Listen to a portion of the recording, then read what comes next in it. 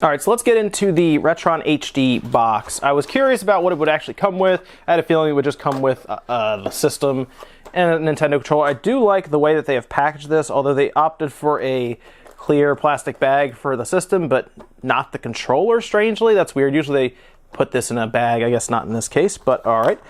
Accessories, they have everything pretty well labeled, and it comes with what appears to be a wall, kind of one of those wall power adapters, the wall warts, and it is rated at 1,000 milliamp hours. Now, you don't need a lot. I remember the other one I have, which is the predecessor to this from them, I think ran on like 400 milliamps. So 1,000 that's actually pretty good, and that's more than likely because that's just the power adapter they had when they sent it out. That's just like a default one. I'm just gonna take this whole thing out. There we go. Let's see. We do have a couple different types of cables here. I don't see. Okay, they did give us an HDMI cable. That's good. So we do have our standard USB to micro USB, obviously to power the system from here. So they are going with that kind of setup. That's interesting. That'll be interesting to see inside what's going on there. And they do give you an HDMI cable, which is good, great. And then they give us the yellow, red, and white standard composite cables for the back as well. So you can kind of pick which one you want. Looking at the controller, it's not very good, but it looks like it uses the standard pinout, so you could probably use your own Nintendo controller, I would assume. Not the best. I don't really like these divots here. They're kind of out. I assume that's just for your hands, but I don't know. I prefer the Nintendo controller, to be honest. But the cable is pretty long. That's the one thing I'm noticing. That's a good sizable cable. So that's something a lot of people complain about with NES Classic. I know this doesn't have built-in games, but the fact that they opted for a bigger control cable is good. There's our instructions, great. And the system itself, like I said, they actually packaged this in plastic, which is great. Very light, very light system like I'd assume. And there's our pin connector. We can see some of the board already. And they have claimed, according to their Amazon page, which is interesting, that this is running on hardware. So that's really what's thrown a lot of people off. The back has the composite, and then also has HDMI, and then there is our micro USB for power. I think that says a lot, honestly, about what this could be. And then we also have a 4:3 or 16:9 aspect ratio switch, which tells me there's no menu, obviously, in the system. And then on the back, oh, we have PAL or NTSC. I should probably change that to NTSC.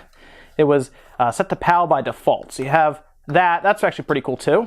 And overall, it's pretty basic. 2 controller ports on the front, power, and reset. So let's, I guess, get this guy apart now and see what's going on in here. I kind of want to see what the chip is that they're using for this hardware claim, I guess.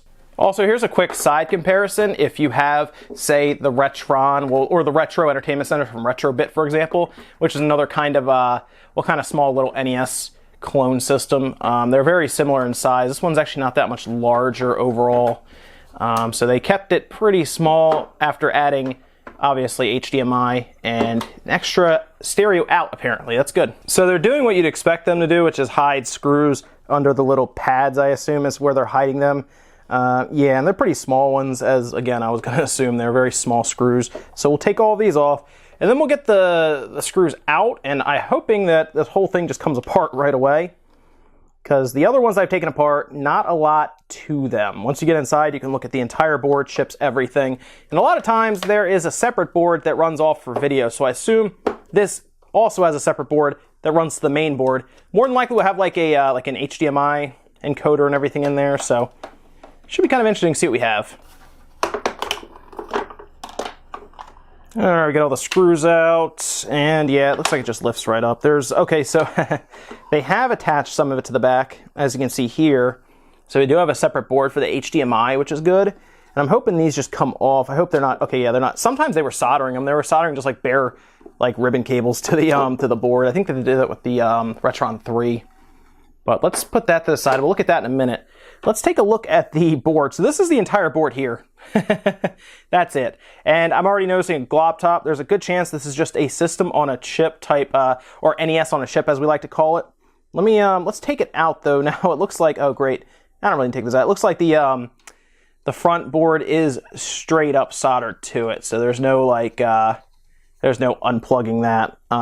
There's 4 screws here. Let's get those out. And yes, after double checking it, this is just a Nintendo on a chip. It's used in a lot of different like plug and play NESs you'll see. A lot of people even like to use these to make like those portable NES units, which I guess you could technically use this to do that because the board's so small. You could technically pop it into a handheld, power it with battery, all that good stuff. That's usually they'll take those, you know, those systems look like N64s, for example, that play Famicom games. Well, this is using a similar type of chip. We can't tell which one because they put this epoxy over it, either to protect it or even keep you from understanding what's going on in it. You probably have to rip it off there and possibly damage it. But just know, yes, they're claiming hardware. Technically, it is hardware, but it could still have compatibility issues, things like that. I'd have to check to see what people tested with it to see if this is 100% compatible. I have a feeling, though, it's not. Now, let's take a look at the HDMI encoder board. Let's see what we have going on here. A couple screws held it in, nothing serious. So, yeah, we have a chip here that is taking the HDMI signal and moving it over. Did they put something on top of that? They put like a sticker on top of that to keep me from seeing what chip it is. Let's see if we can get this off. Well, that's very interesting. I took a look, and this is just part of the chip. They like almost blacked out the etching on it, so I can't see what chip this is or look it up or anything. But definitely HDMI runs down through here, and this is essentially encoding the HDMI and then sending a signal straight out to the board, or receiving it from there, putting the signal out.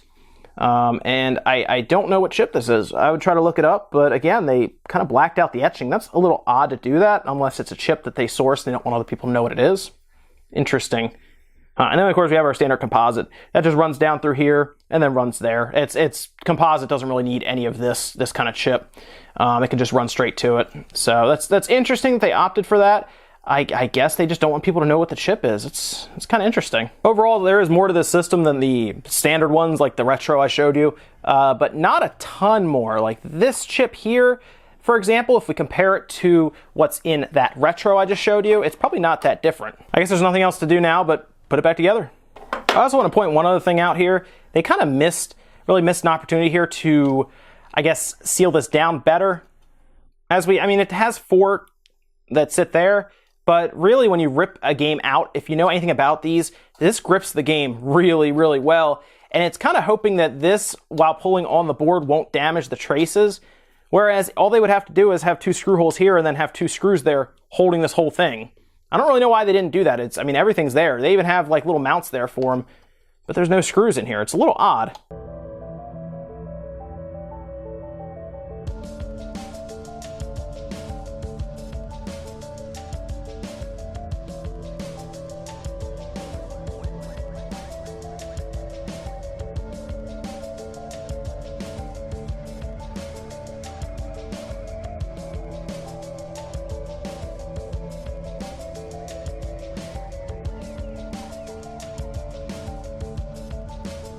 All right, so let's recap this very quickly. They do say it's hardware-based. Technically, it is hardware-based. It's just not anything new or fancy. They're still using an NES on a chip, which is fine. I don't really know how you would get actual NES parts for like mass manufacturing. This is just what they go with now with a lot of these clone consoles, for example.